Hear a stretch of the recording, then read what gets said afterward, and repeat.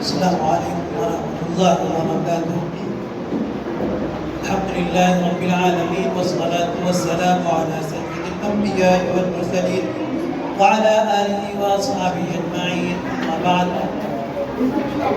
فقد قال الله تبارك وتعالى في القرآن المجيد والفرقان الحميد: فأعوذ بالله من الشيطان الرجيم. بسم الله الرحمن الرحيم.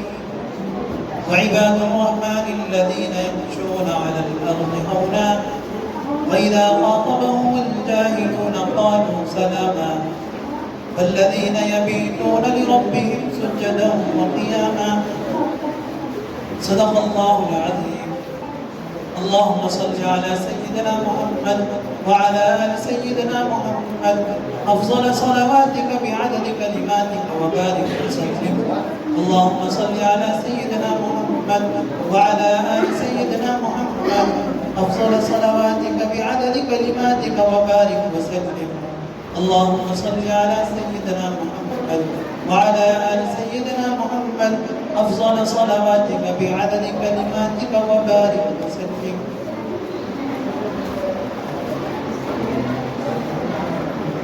اللہ تبارک و تعالیٰ نے قرآن کریم کے اندر اپنے مخصوص ترین بندوں کا ایک جگہ منشن کیا ہے، تذکرہ کیا ہے. فرمایا وعباد الرحمن الذین یمشون علی الارض ہونا.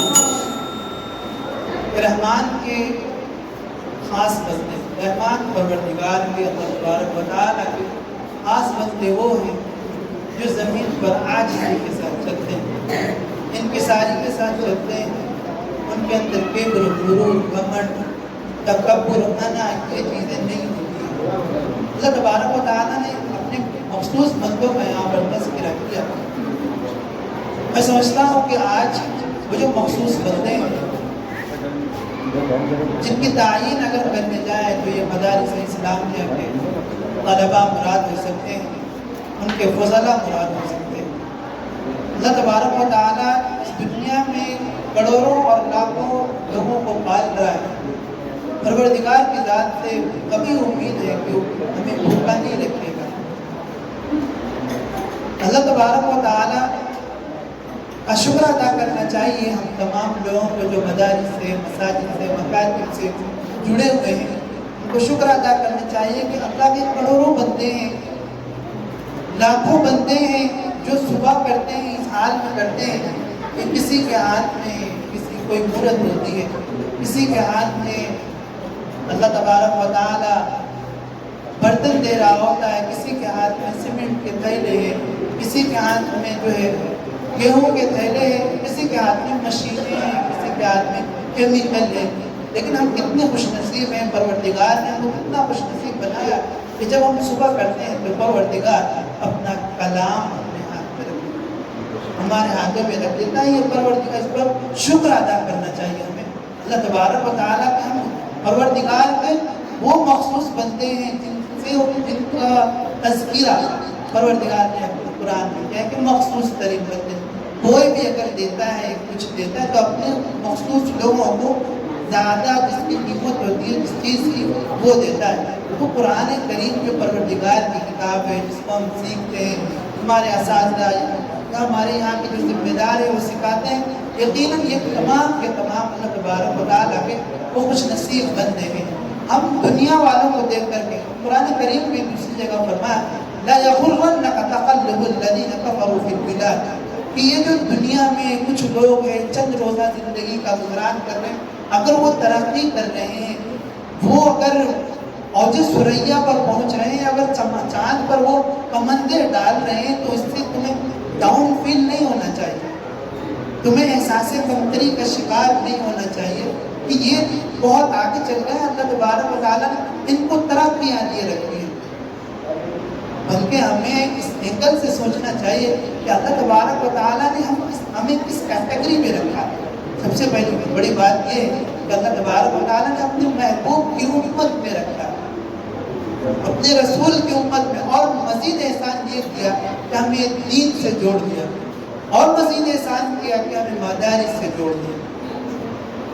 اور اس میں بھی مزید احسان کیا کہ اللہ تبارک و تعالیٰ نے جو ہے ہمارے ہاتھوں میں رکھ دیا. یقیناً یہ اللہ تبارک و تعالیٰ کا مخصوص ترین بندے ہیں، مخصوص ترین لوگ. وہ قرآن پاک جس کو لے کر کے آج دنیا کی ترقیوں کو دیکھ کر کے ہم ڈاؤن فیل کرتے ہیں، ہمیں احساس کمتری ہوتی ہے کہ یہ لوگ یہاں تک پہنچ گئے.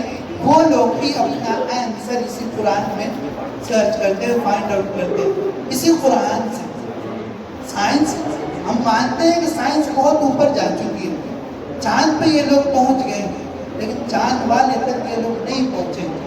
ہم یہ جو بٹالین تیار ہو رہی ہے، یہ فوج تیار ہو رہی ہے. ابھی مولانا شاکر صاحب نے کہا کہ اللہ نے قرآن کی ذمہ داری، حفاظت کی ذمہ داری لی ہے، اور اس کی وہ جو حفاظت ہے، فار ایگزامپل اگر کوئی ملک ہے، کوئی کنٹری ہے، تو اگر ملک کا ذمہ دار پی ایم یا کسی ریاست کا سی ایم کہتا ہے ہم اپنی بارڈر کی حفاظت کریں گے، کسی کو بھی ہم گھسنے نہیں دیں گے، تو کیا وہ خود جاتا ہے وہاں پہ بارڈر پہ؟ نہیں، اپنی فوج کو تیار کر کے وہاں پر بھیجتا ہے. یہ مفتی آفتاب ہے، مولانا شاکر صاحب ہے، مختلف اداروں سے جڑے ہوئے، یہ اللہ کی فوج کو تیار کر رہے ہیں، یہ اللہ کی فوج کو تیار کر رہے ہیں جو قرآن کی حفاظت کر سکے. اس قرآن کی جہاں سے آج سائنس اور ٹیکنالوجی اپنے آنسرز کو فائنڈ آؤٹ کر رہی ہے، تلاش کر رہی ہے، ڈھونڈ رہی ہے. آئنسٹائن نے خود اقرار کیا اس بات کا کہ قرآن کے بغیر آپ جو ہے نا سائنس بالکل لنگڑا ہے. یہ کہا یہاں تک کہا قرآن وداؤٹ قرآن کے سائنس لنگڑا ہے. لیکن اس نے اور ایک بات کوٹ کی کہ اسلام کو مکمل طور پر سمجھنے کے لیے آپ کو سائنس سمجھنا ضروری ہو. اللہ تبارک و تعالیٰ نے یہ دنیا اتنی کائنات فرمایا والسماء بنیناها بأیدی وإنا لموسعون، کہ ہم نے اس کائنات کو، آسمان کو اپنے ہاتھوں سے بنایا اور اس کو ہم مزید توسیع کریں گے، اس کو اور پھیلائیں گے. آج سائنس اور ٹیکنالوجی نے اتنا سرچ کیا، ریسرچ کیا کہ آج ہمیں فیل ہوتا ہے کہ واقعی اللہ تبارک و تعالیٰ کائنات کو مزید پھیلا رہا ہے. لیکن سائنس وداؤٹ قرآن کے جیسے کہا میں لنگڑا ہے، تو یہ قرآن ہمیں جہاں پر سائنس لنگڑا ہوگا وہاں پہ یہ قرآن کو سیدھا کرے. تو ہمیں مدارس اسلامیہ سے جڑے ہوئے حضرات کو ڈاؤن فیل نہیں ہونا ہے، احساس کمتری کا شکار نہیں ہونا ہے کہ یہ دنیا والے بہت آگے جا چکے ہیں. ابھی بھی سائنس کے پاس بہت ساری چیزوں کا آنسر نہیں ہے. فار ایگزامپل بلیک ہول، انہوں نے گیلیکسیز کا مختلف سیاروں تک تو پہنچ چکے، ملین اور ٹریلین سیاروں کا انہوں نے اس کو فائنڈ آؤٹ کیا ہے. لیکن بلیک ہول کیا ہے، واٹ از بلیک ہول، اس کا انہیں اندازہ نہیں ہے، آنسر نہیں. اس کا آنسر یہی مدارس اسلامیہ کے طلباء ہے، یہاں کے علماء ہیں، مفتیان کرام ہیں، ان کے پاس آنسر. جہاں پر ہم مسلمان ہونے کے اعتبار سے ہمیں دونوں کو ساتھ لے کے چلنا ہے. یہ نہیں کہ ہم بالکل سائنس کو لیا تو بالکل ایتھیسٹ بن گئے، ملحد بن گئے، اللہ کا انکار ہی کر دیا. نہیں، اور اس سے بھی پتہ چل رہا ہے کہ ہر جگہ ہم عقلی گھوڑے نہیں دوڑا سکتے. اس کے لیے ہمیں قرآن کا سہارا لینا ہی پڑے گا. مومن کامل کی نشانی یہی ہے، کیوں؟ جہاں پر عقل کام کرنا چھوڑ دے وہاں پہ نقل سے کام. میں کہہ رہا تھا بلیک ہول کا بھی انہیں اندازہ نہیں کہ کیا ہے. آپ نے سنا ہوگا، پڑھا بھی ہوگا کہ برمودا ٹریپنگل ایک حصہ ٹرائنگل ہے، وہاں پر کوئی بھی چیز جاتی ہے غائب ہو جاتی ہے. تو بعض لوگوں نے کہا ہے کہ یہ ہو سکتا ہے یہ بلیک ہول ہو. لیکن بلیک ہول دنیا میں کوئی ایک نہیں ہے بلکہ سینکڑوں بلیک ہول ہیں.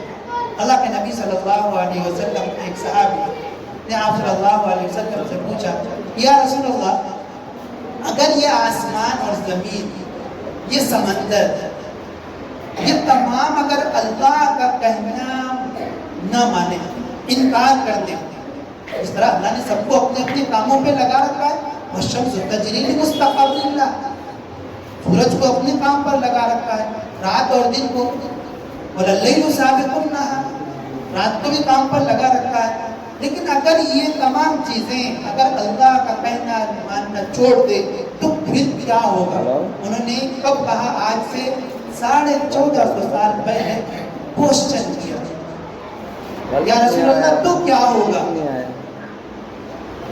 اللہ کے نبی صلی اللہ علیہ وسلم نے صرف اتنا ہی جواب دیا، کیونکہ آپ صلی اللہ علیہ وسلم کو جامع الکلم نصیب ہوا تھا، تو آپ صلی اللہ علیہ وسلم کسی سے بات کرتے تھے تو انزل الناس منازلہم کا جو قاعدہ ہے، اصول ہے، اس کو سامنے رکھا کرتے تھے۔ تو صرف اتنا کہا ان کو، اس صحابی کو، کہ اللہ تبارک و تعالی دنیا کے اندر ایسے بڑے بڑے جانور تیار کر رکھے ہیں کہ اگر جس وقت یہ مخلوق کہنا نہیں مانے گی تو یہ مخلوق جو جاندار ہے، جو خطرناک ہے، ان پر مسلط اور سوار ہو جائے۔ آج ہم مسلمان ہونے کے ناطے یہ جو سائنس نے فائنڈ آؤٹ کیا ہے بلیک ہول کو، ہم اگر اس حدیث کو اس پر منضبط کرتے ہیں، اگر اس تطبیق دینے کے لیے آئیں تو ہم کہہ سکتے ہیں یہ بلیک ہول کیا ہے؟ وہی جانور ہے، وہی اینیمل ہے جس کا رسول اللہ صلی اللہ علیہ وسلم ہمیں بتا دیا تھا، یعنی صحابی کو بتایا تھا کہ اپنے جانوروں میں سے ایک جانور کو مسلط کر دے گا جو انہیں کہوبالا اور تہس نہس کر دے گا۔ وہ آپ لوگ ڈاؤن فیل نہیں کرنا ہے کہ سائنس بہت آگے ہے، سائنس کا آنسر آپ کے پاس ہے، بس آپ کو اپنی اہمیت کا اندازہ ہونا چاہیے۔ اپنے اندر رسول اللہ صلی اللہ علیہ وسلم کی جو نسبت ہے اس نسبت کا لحاظ کرنا چاہیے، جو نسبت ہمیں حاصل ہے، یعنی اللہ تبارک و تعالیٰ نے ہمیں مخصوص کیٹیگری میں لا کر کے رکھا ہے۔ ہم صبح کرتے ہیں اللہ کا پاک کلام جس کے ذریعے سے یہ دنیا چل رہی ہے، جس کے طفیل کے دنیا چل، وہ ہمارے ہاتھوں میں ہوتا ہے۔ اللہ تبارک و تعالیٰ نے جو نسبت ہمیں دے رکھی ہے اس کی حفاظت کو یقینی بنانا ہے۔ ہم یہاں سے اگر اس نسبت کو کی حفاظت کو یقینی بنا کر کے جائیں گے تو ہمیں امید ہے کہ جو مفتی آفتاب صاحب، مولانا شاکر صاحب جو محنتیں کر رہے ہیں، انہی اداروں سے کوئی شیخ الہند نکلے گا۔ مجدد الفسانی رحمۃ اللہ علیہ، مجدد الفسانی رحمۃ اللہ علیہ کے بارے میں آپ نے پڑھا ہوگا، سنا ہوگا۔ اس چیز کے لیے ایک مسلم بادشاہ ہے، نام کا مسلم ہے، اور انہیں گوالیار کے جیل میں رکھ رہا ہے۔ انہیں ان سے فتویٰ مانگ رہے ہیں کہ ہمیں فتویٰ دے دو کہ سجدہ تعظیمی جو ہے جائز ہونا چاہیے، نہیں کہتے۔ نسبت کا انہوں نے لحاظ کیا، ہمارے اکابر نے بھی نسبت کا بڑا لحاظ کیا، سنتوں پر انہوں نے اپنی زندگی کا گزران کیا۔ حجت الاسلام مولانا محمد قاسم رحمۃ اللہ علیہ کے تعلق سے کیا، اور مولانا رشید احمد گنگوہی رحمۃ اللہ علیہ، سنتوں کا اس قدر ہم یہاں اس مدرسے میں ہم کوئی چیز، کوئی پروڈکٹ کہاں تیار ہوتا ہے؟ فیکٹری کے اندر۔ اگر کوئی پروڈکٹ فیکٹری کے اندر ہی خراب ہو جائے تو اس کی جگہ جو ہوتی ہے وہ کچرا دان ہوتا ہے، کوڑے دان ہوتا ہے۔ اگر ہم یہاں اپنے آپ کو نہیں بنائیں گے تو ہم گویا کہ کچرے کوڑے دان کا ہمارا جو ہمارا مقدر ہے وہ بنیں گے ہم کیسے؟ ہم سنتوں کو اپنی زندگی میں لائیں۔ مولانا رشید احمد گنگوہی رحمۃ اللہ علیہ کے تعلق سے آتا ہے کہ بڑھاپا ہے، آنکھوں کی بینائی چلی گئی ہے، متیابت کا اثر ہے، دکھائی نہیں دیتا ہے۔ چند خلفاء میں سے یا مریدین میں سے کوئی آیا، حضور پیش کیا، سب نے سب کو تقسیم کیا، آخر میں گٹلیوں کو جمع کیا، اس کو کوٹا، اس کو پسوا کر کے آنکھوں کو لگا رہے۔ مرید نے پوچھا کہ آپ کی آنکھ میں تو روشنی بینائی ہے ہی نہیں، تو روشنی کہاں پڑے گی؟ آنکھوں کی روشنی بڑھانے کے لیے سرما لگایا جائے، آپ کیوں ایسا کر رہے ہیں؟ انہوں نے کیا جواب دیا؟ میں اس لیے نہیں لگا رہا ہوں کہ میری آنکھوں کی روشنی بڑھے، میں اس لیے لگا رہا ہوں کہ یہ میرے آقا کے در، میرے آقا کے گھر، میرے آقا کے شہر کی یہ گٹلیاں۔ سنتوں پر عمل ہم اسی فیکٹری کے اندر، اسی کمپنی کے اندر ہم سیکھ سکتے ہیں۔ باہر بہت سارے مسائل ہیں، آپ چاہ کر بھی اس کی عادت نہیں ڈال سکتے۔ یہاں اگر آپ نے عادت ڈال دیا تو یقین جانے آگے چل کر کے آپ کو یہی عادتیں، آج دنیا پیاسی ہے، کوئی ان کو پانی کے لیے سیراب کرنے والا نہیں ہے. ان کو پیاس، وہ سسک رہی ہے، دنیا بلک رہی ہے. ایک ہفتہ پہلے کی بات ہے، 14 سال کا بچہ ہے، 14 ایئرس اولڈ. وہ میرے سامنے آتا ہے، اس کو کلمے کا پتہ نہیں ہے، پہلے کلمے کا پتہ نہیں. آپ شکر ادا کریں کہ آپ کے ادارے میں ابھی ہم نے بچوں سے سنا، بہت کچھ سنا ہے، دل خوش ہوا. اور امید ہے کہ یہی ہماری بٹالین، یہی ہماری فوج آگے چل کر کے اپنی ملت پر، اپنی قوم پر، اپنے لوگوں پر محنت کر کے ان کے ایمان کو مضبوط کرے. بس شرط یہ کہ پہلے آپ اپنے ایمان کو، یقین کو بنائیے، سنتوں پر جم جائیے، ڈٹ جائیے اور سنتوں پر چلنے کے عادی بن جائیے. حجت الاسلام مولانا محمد قاسم رحمۃ اللہ النانوتوی رحمۃ اللہ علیہ کے بارے میں ہم صحابہ کی بات کریں تو لوگ بولیں گے بہت دور کی بات ہے. کیا تھا ان کو؟ شوٹ وارنٹ ان کو جاری ہوا تھا، جہاں دکھے شوٹ کر دیں. لوگوں نے کہا کہ آپ چھپ جائیں، روپوش ہو جائیں. چھپ گئے. چھوٹوں کی بات بھی کبھی کہیں ماننی چاہیے. 3 دن کے بعد نکل کے آ جاتے ہیں. ارے حضرت آپ کے اوپر تو شوٹ وارنٹ ہے، آپ کیوں باہر چلے آئے؟ انہوں نے کہا تم لوگ سمجھتے ہو کہ میں اپنی جان کو بچانے کے لیے میں روپوش ہوا تھا، میں چھپا تھا اپنی جان کو بچانے کے لیے؟ نہیں، میں نے آقا صلی اللہ علیہ وسلم کی زندگی کو کھنگالا. آقا مدنی صلی اللہ علیہ وسلم کی زندگی کو میں نے دیکھا کہ اپنے محبوب صلی اللہ علیہ وسلم کی زندگی میں غار ثور کے 3 دن ہی نظر آتے ہیں دشمنوں سے بچنے کے لیے. وہ ایک سنت میری زندگی سے چھوٹ رہی تھی، میں نے اس سنت پر عمل کیا. اب اگر انگریز یہیں پر مجھے ختم کر دے پرواہ نہیں. ایک ایک سنت کے ان کے درمیان اہمیت ہے. وہ دیکھتے تھے کہ جو ہماری نسبت کن سے جڑی. مغلیہ دور میں ایک فقیر تھا، بھیک مانگنے والا تھا، وہ بھی علماء کے پاس طلباء سے کچھ سیکھ لیا. جامع مسجد کی سیڑھیوں پہ مانگا کرتا تھا. ایک مرتبہ ایک انگریز آیا اور مانگ جو ہے دکھانے دیکھنے لگا جامع مسجد کس طرح سے بنی ہوئی ہے. دیکھا ایک بٹوا ہوتا ہے، پیس جو ہے وہ گر گیا. وہ فقیر اٹھایا اور اس کو تلاش کیا، لیکن وہ تب تک وہ انگریز جا چکا تھا. وہ اپنے وطن گیا، اپنی وائف سے کہا کہ ہم نے یہ دیکھا. لیکن ایک جو ہے تکلیف کی بات ہے کہ میں نے اپنا پرس کھو دیا.